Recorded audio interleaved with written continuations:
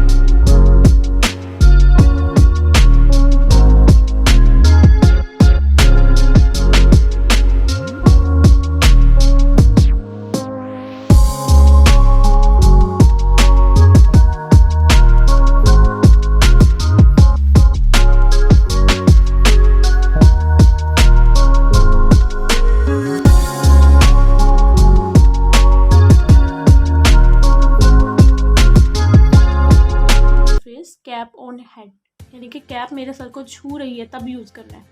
Over को कब use करना है? जब टचिंग सरफेस ना हो, लेकिन वो चीज़ एग्जैक्ट जो है वो 90 के एंगल के ऊपर बिल्कुल हमारे सर के ऊपर ही हो। रूफ ओवर हेड, ये होगी बात। अबव कहाँ पर आएगा? वो भी टचिंग सरफेस नहीं होगी, लेकिन वो 90 के एंगल पे नहीं होगी, स्कैटर्ड फॉर्म में होगी, अदर देन 90। स्काई अबव मी, ठीक है, वो स्कैटर्ड फॉर्म में है। नेक्स्ट आ जाता है इसी तरह से बिनेथ, अंडर और बिलो का। इनका भी जो डिफरेंस है वो मेनली जो है वो इसी की तरह है। इसको मैंने उसी तरह से अरेंज किया जैसे ऑन, ओवर और अबव को अरेंज किया। तो सबसे पहले आ जाता है बिनेथ। जब बिनेथ आएगा तो हमने देख लेना है कि ये कहाँ पर यूज़ होना है। ये यूज़ होना है नीचे की, और ये भी टचिंग सरफेस यानी कि ऑपोजिट टू ऑन। इसी तरह से अंडर है, वो बिल्कुल 90 के एंगल पे होगा नीचे की तरफ, कैट अंडर टेबल। बिलो है, नॉट टचिंग, स्कैटर्ड फॉर्म में है, ठीक है, और इसका बिल्कुल अबव वाला सीन है, जैसे वो ऊपर है वैसे ये नीचे। नेक्स्ट मैंने पॉइंट 3 लिखा है ऑन टाइम, इन टाइम। ये कहाँ कहाँ यूज़ करने हैं? देखिए, ऑन टाइम वहाँ पर यूज़ करना है आपने जहाँ पर एक्यूरेट टाइम के अंदर अंदर वो चीज़ हो चुकी है, और इन टाइम आपने कभी यूज़ करना है जब वो अभी नहीं हुई। जैसे मैं कहूँ ट्रेन रीच्ड ऑन टाइम, मैंने पूरे टाइम के ऊपर वो पहुँची है, ना 1 मिनट आगे ना 1 मिनट पीछे। और इन है यानी कि वो टाइम से पहले पहुंच गई है। विद, इन और बाय में क्या फ़र्क होगा? विद कहाँ पर यूज़ करेंगे? नॉर्मली इक्विपमेंट के साथ यूज़ करेंगे, टूल्स के साथ, जैसे I am writing with pen, ठीक है। अगर लिक्विड के साथ हो, अगर मैंने पेन की इंक की बात करनी हो, तो I will say that I am writing in blue ink. और यहाँ पर एक एक्सेप्शन आ जाती है, इन लेड पेंसिल। आपको लेड पेंसिल लगेगा, इक्विपमेंट है, लेकिन उसके सिक्के की वजह से जो है हम उसके साथ इन लगाते हैं। नेक्स्ट आ जाता है by. By is used by agent, write it by heart, ठीक है, इस तरह से। नेक्स्ट एट और बाय में क्या फ़र्क होगा टाइम के लिए? एट जो है वो एग्जैक्ट टाइम के लिए, एट 5 o'clock, एट 6 o'clock, ठीक है। और जो बाय होगा वो लिमिटेड टाइम के लिए होगा। जैसे मैं अगर किसी को ऑर्डर दूँ, बी हियर बाय 9 o'clock, यानी कि इतने बजे तक या इतने टाइम के अंदर अंदर तुम यहाँ हो, तो वो लिमिटेड टाइम जब हमने देना हो, एक चीज़ को बाउंड करना है हमने, तब हमने वहाँ पर बाय यूज़ करना है। प्लेस के लिए इन एट दोनों ही है, लेकिन अगर मैं कहूँ स्कूल की कोई बात बताते हुए, in school I met my teacher today, so वहाँ पर हम लगाएंगे इन। चार दीवारी के लिहाज, आपने यहाँ पर चार दीवारी का कॉन्सेप्ट जहन में रखना है, ठीक है। और एट नॉर्मली एड्रेस के लिए कि मेरा स्कूल जो है वो यहाँ पर है और एट स्कूल ये हुआ, ठीक है, तो वहाँ पर एट। और नॉर्मल कैजुअली जो है वो अपनी नॉर्मल रूटीन लाइफ में हम स्कूल के लिए इन यूज़ कर सकते हैं, लेकिन जब हमने कोई एड्रेस की सेंस में बताना हो तो फिर हम जो है वो एट यूज़ करेंगे। नेक्स्ट यहाँ पर आ जाते हैं फेस्टिवल। फेस्टिवल में ऑन भी लग सकता है, एट भी लग सकता है, यानी कि अगर मैंने कहना ईद के दिन पर ये हुआ फिर वो हुआ, तो वहाँ I have two choices, either I use on और I can use at. So on कहाँ पर यूज़ करना है, जहाँ पर डे का वर्ड साथ आए, on Eid day, on Christmas day. और अगर नॉर्मली कोई डे का वर्ड नहीं आ रहा, जैसे एट ईद है, एट क्रिसमस, एट होली है, तो वहाँ पर एट यूज़ होगा। नेक्स्ट आ जाता है made of, made from, made up. Normally आपको एक लाइन याद ज़रूर होगी, the chair is made of would. वहाँ चेयर बनी हुई है लकड़ी से और लकड़ी हमें अपनी आँख से नज़र आ रही है, तो मेड ऑफ कहाँ पर यूज़ करना है, जहाँ पर हमें जिस चीज़ से वो बनी है प्रीवियस वो नज़र आए। लेकिन अगर वो नज़र ना आए, जैसे मैं कहूँ the tea is made from sugar, milk and त्रिपाल दानेदार, then I have to use made from. Made up क्या होता है, इट्स जस्ट कंस्ट्रक्ट और बिल्ड। अक्रॉस और थ्रू में क्या फ़र्क है, across on the other side और थ्रू कहाँ पर यूज़ करना है, जैसे वो चीज़ अगर मैंने कहूँ कि ये मैं यहाँ अक्रॉस ऊपर से होकर चली गई हूँ, ठीक है, और अगर मैंने बताना कि मैं उस चीज़ के अंदर से होकर गई हूँ तो मैं वहाँ पर यूज़ करूँगी थ्रू। ऑन टू इनटू में क्या फ़र्क है, on to position with direction, ठीक है, और इनटू कहाँ पर यूज़ करना है, चेंज डायरेक्शन, यानी कि ये पोजीशन डायरेक्शन के साथ ऑन टू में ये फ़र्क है और ये डायरेक्शन को चेंज कर देगा, जैसे कम्प्लीटली चेंज्ड इनटू। नेक्स्ट आ जाता है इन बेड, ऑन बेड।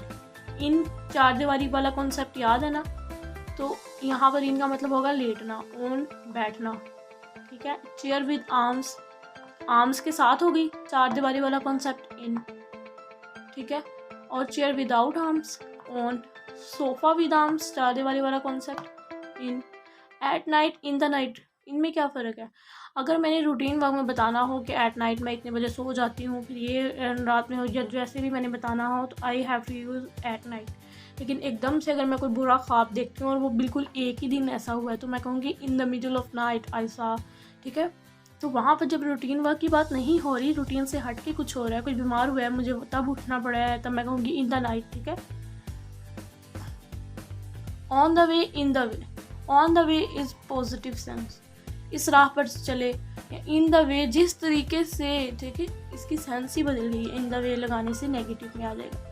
अब इन द बिगनिंग और एट द बिगनिंग में क्या फ़र्क है, इन द बिगनिंग होगा कॉन्ट्राडिक्शन इन टू सेंटेंस, यानी कि स्टार्ट में वो ऐसा था बट अब वो ऐसा नहीं है। In the beginning he was good, okay, contradiction show कर दिए। एट द बिगनिंग नॉर्मल के लिए, आप इसको नाइट के साथ ही याद कर लें, वहाँ पर भी एट नॉर्मल रूटीन वर्क था, यहाँ पर भी एट नॉर्मल, और इनकी वजह से जो है वो चेंजिंग्स आई हैं। टू वर्ड्स में क्या फ़र्क है, टू वर्ड या टू वर्ड्स, टू होता है डेस्टिनेशन के लिए कि मैंने जाना स्कूल की तरफ, और अगर मैंने सिर्फ डायरेक्शन बतानी हो कि धुआं इस तरफ को उठ रहा है, तो I have to use two word और two words, okay. Next after और behind. After is use for time, यानी इस टाइम के बाद, एंड बिहाइंड जो होगा वो पोजीशन के लिए यूज़ होगा। बिसाइड और besides, beside means near to and besides mean in addition to, यानी कि के अलावा।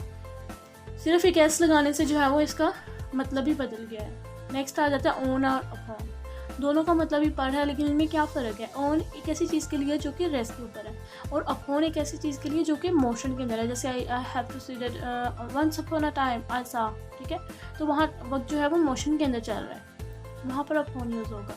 बिटवीन और अमंग में मुझे नहीं लगता कोई बहस की ज़रूरत है, between is two and among for more than to.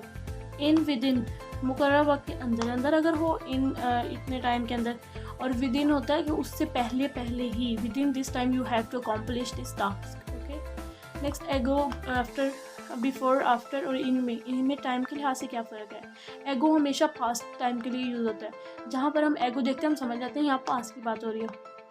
Before होता है अगर दो वाक़े तो उनमें से पहले की तरफ इशारा करना हो तब बिफोर। आफ्टर होगा गुजरे हुए वक्त के बाद, उसका मतलब ही के बाद है। इन होता है फ्यूचर टाइम के लिए, जैसे मैं कहूँ बी रेडी इन 5 मिनट, यानी कि 5 मिनट के अंदर अंदर तुम यहाँ हो या यहाँ तैयार रहो, इस तरह से अगर हो तो वो फ्यूचर के लिए। सिंस, फॉर और फ्रॉम में क्या फ़र्क है। सिंस और फॉर ये तो आपको पता ही है कि ये जो है वो परफेक्ट कंटिन्यूस के अंदर यूज़ होते हैं।